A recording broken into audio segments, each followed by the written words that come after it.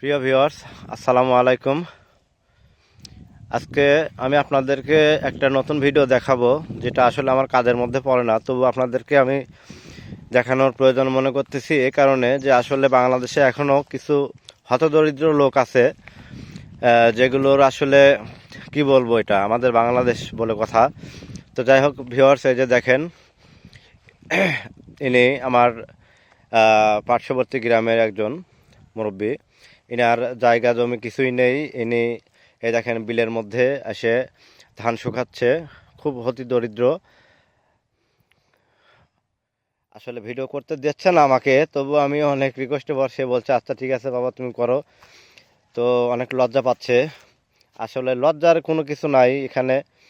আসলে নিজের না থাকলে মানুষ তো আপনাকে দেবে না।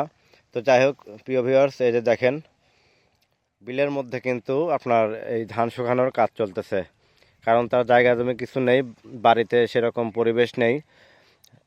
সেজন্য কিন্তু আজকে বিলের মধ্যে সে ধান শুকানোর জন্য ব্যস্ত আছে।